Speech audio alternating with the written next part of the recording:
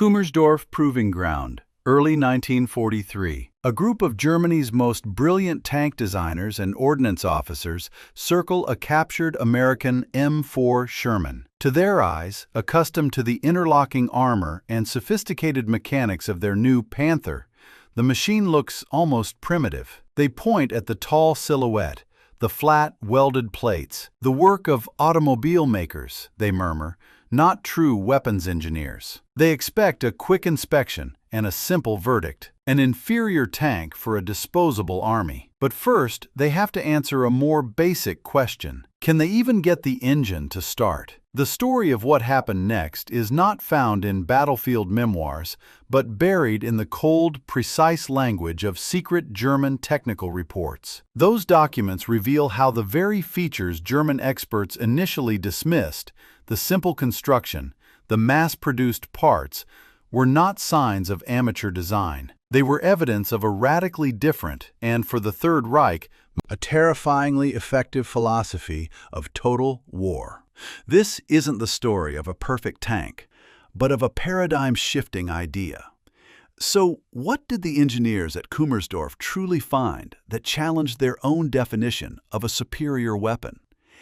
And why did this supposedly flawed American machine prove so decisive on the battlefield? To understand the verdict that was about to be rendered at Kummersdorf, we must first understand the world its engineers inhabited. By 1943, the Third Reich was locked in a war it could no longer win by sheer force. On the Eastern Front, it faced the inexhaustible manpower of the Soviet Union. To the West, the industrial might of the United States and the British Commonwealth was gearing up to unleash a torrent of material that Germany's own factories, even at peak efficiency, could never hope to match. The strategic math was brutal. For the German High Command, the only variable they believed they could control was quality. This gave birth to a doctrine of technological supremacy. The strategy was a desperate wager against time and numbers. A single German tank must be so superior that it could destroy 5, 10, even 20 enemy vehicles before being destroyed itself. This wasn't just theory. It was the foundational logic behind their new generation of panzers, the Tiger and the Panther. These machines were marvels of engineering, armed with high-velocity cannons and thick, sloped armor that could shrug off most Allied anti-tank rounds. They were designed to be predators, to dominate the battlefield through sheer technological advantage. But this pursuit of perfection carried a ruinous price. These weapons were fantastically complex to build and maintain. A Panther tank required over 300,000 man-hours to produce, nearly double that of its predecessor. Its sophisticated transmission and Maybach engine were masterpieces of design, but they were also fragile and unforgiving. They demanded specialized crews, a constant supply of rare alloys, and a logistics chain that was already stretched to its breaking point. The consequences of this philosophy were laid bare during the massive tank battle at Kursk in July 1943. The Panther tank made its combat debut, and it was a catastrophe. Of the initial 200 Panthers deployed, nearly half were out of action before they even saw the enemy, crippled by engine fires and final drive failures. General Heinz Guderian, the Inspector General of Armored Troops, noted with alarm that the high combat readiness of the panzer divisions was a thing of the past. Germany was caught in a strategic trap of its own making. It was building an army of apex predators that were too few, too complex, and too prone to breaking down. It was with this deeply ingrained belief that intricate, superior technology was the only path to victory that the engineers at the proving ground approached the captured American tank. Their entire professional culture was staked on this idea.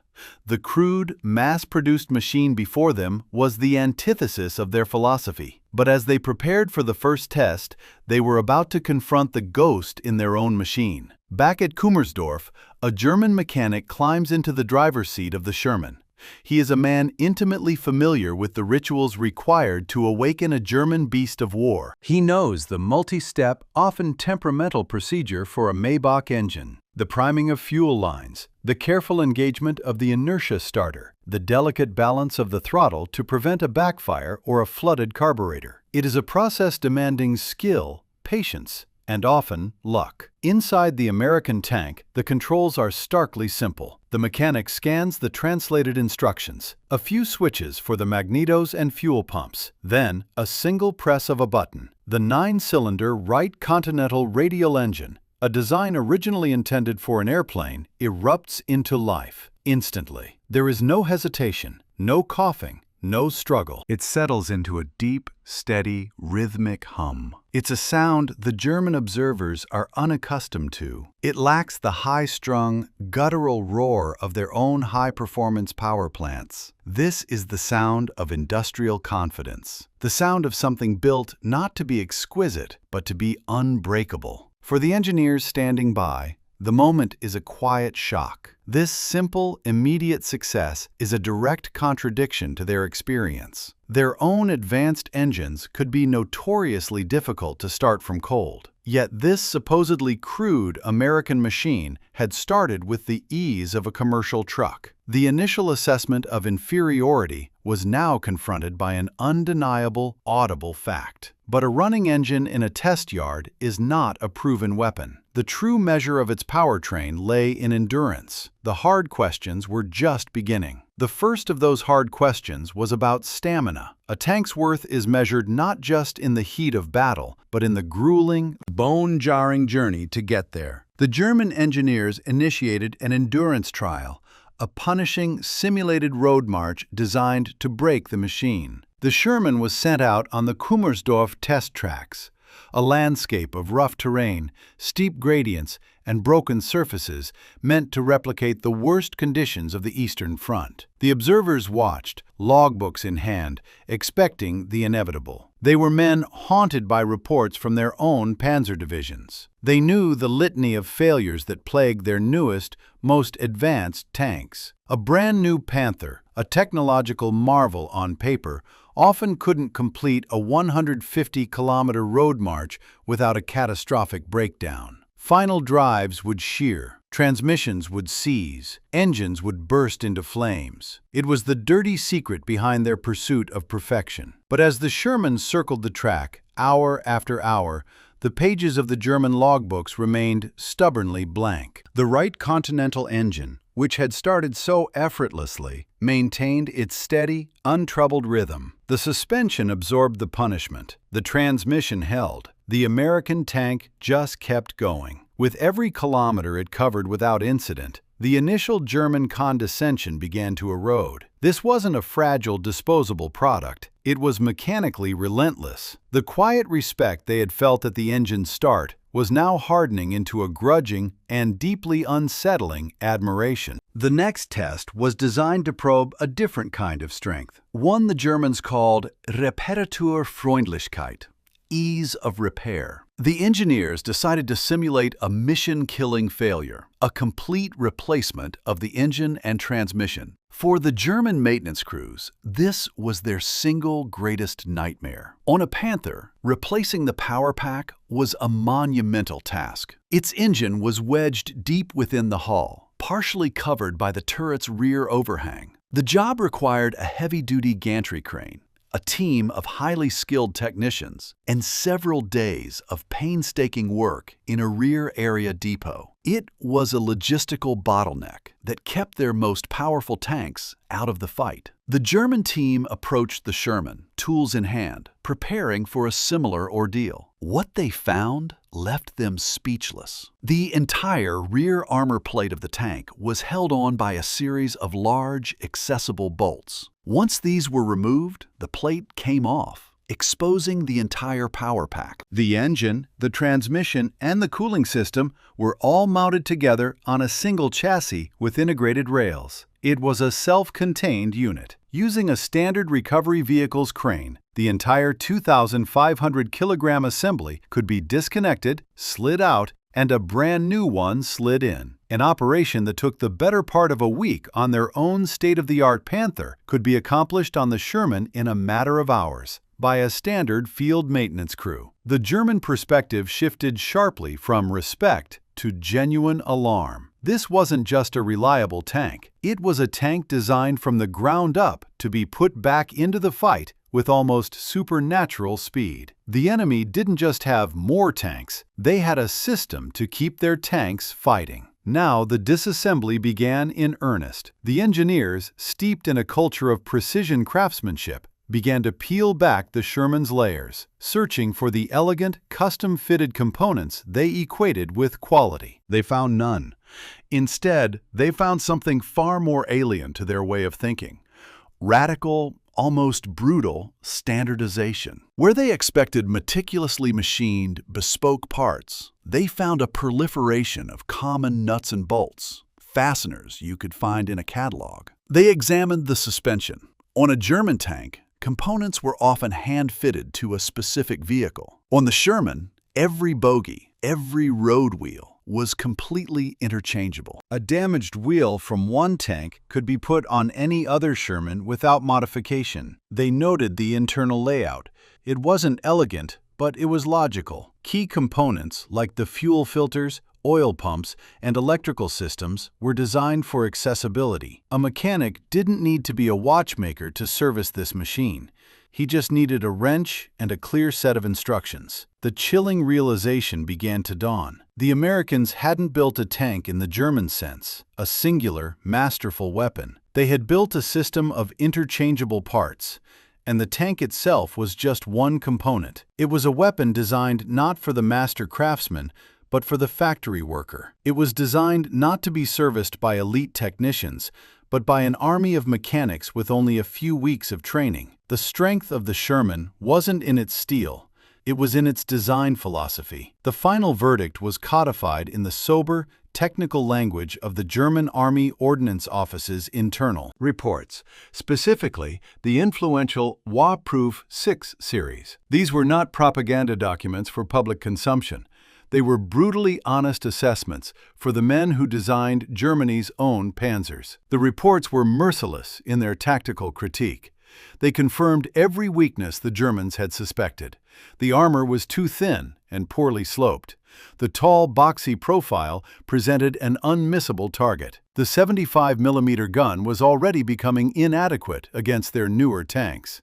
And they noted the significant fire risk, a known flaw stemming from its gasoline engine and the initial placement of ammunition stowage. By every metric of one-on-one combat, the Sherman was judged inferior. But woven into this damning tactical analysis was a series of observations that read like a warning. The reports were forced to acknowledge the design's outstanding features for mass production, its exceptional serviceability, and the well-thought-out accessibility of all its components. The German engineers had methodically documented a paradox. They were looking at a tank that was, in their expert opinion, easy to kill, but they had also discovered it was terrifyingly difficult to keep down. Their report confirmed the Sherman's strengths and its fatal flaws, but it left them with a disturbing question. Were these flaws, the thin armor, the high silhouette, simply an oversight by incompetent designers? Or were they something far more calculated? The truth, when it finally dawned on German high command, was more alarming than any simple design flaw. The Sherman's weaknesses were not accidents, they were features. The popular narrative of a perfectly reliable machine is a wartime simplification. The German reports were correct. The thin armor, the high profile, the tendency to burn, which earned it the grim nickname Ronson from British crews, cost thousands of lives. But these were deliberate, calculated compromises, born from a radically different theory of victory. American designers at the Aberdeen Proving Ground had made a crucial choice.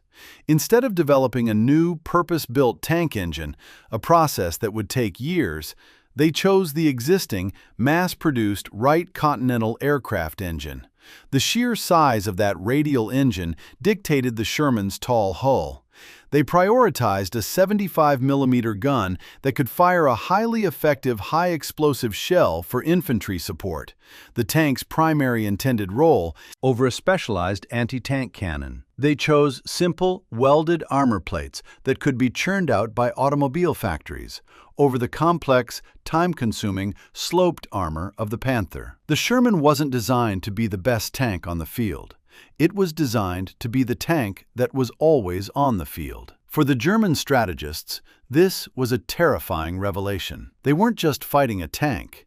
They were fighting an industrial philosophy, a philosophy of overwhelming, sustainable quantity that was about to collide with the brutal mathematics of the front line. By late 1943, that collision happened not on a battlefield, but in the quiet, smoke-filled offices of Albert Speer's Armaments Ministry in Berlin. Here, the abstract theories of production met the hard reality of war. In one hand, Speer's planners held the Kummersdorf reports, detailing the Sherman's shocking serviceability. In the other, they held the latest casualty figures and logistics reports from the fronts. When laid side by side, the documents told a story of industrial annihilation. The numbers were irrefutable. For every single Panther that rolled out of a German factory, the Allies were producing more than a dozen Shermans, and the attrition rates were even more damning. For every Tiger tank destroyed by enemy fire, another was simply abandoned by its crew, crippled by a failed transmission or a broken final drive miles behind the lines. Suddenly, the Kummersdorf assessment was no longer a technical curiosity. It was the key that unlocked the terrible truth of their strategic position. They were not being defeated by a superior tank. They were being defeated by a superior system of production, logistics, and repair. Their obsessive, almost religious pursuit of the perfect weapon had made them fatally vulnerable to an unstoppable tide of good enough. The German High Command now faced the ultimate intellectual horror. They understood, with chilling clarity, exactly why they were losing the war. But it was far, far too late to change course. And so, we returned to Kummersdorf, to the engineers circling the captured American tank, where they had first seen a crude, almost primitive machine. Their own rigorous tests had forced them to see something else entirely. They saw the industrial might of a nation made manifest in steel. They saw a weapon designed not to win a single glorious duel, but to endure a brutal, grinding campaign. The Sherman's ultimate power was not in its gun or its armor, but in its simple, rugged heart. Its genius was its relentless availability, its ability to be there, running, on the day of the battle, sustained by a river of spare parts and mechanics who could fix it with simple tools. The Kummersdorf report, in its cold, technical prose, had documented a fundamental truth of modern war. The most decisive weapon isn't always the sharpest sword, but the one that is never broken for long. The ultimate irony was captured in their own technical reports. German engineering genius produced a tank designed to win the battle, a masterpiece of tactical superiority.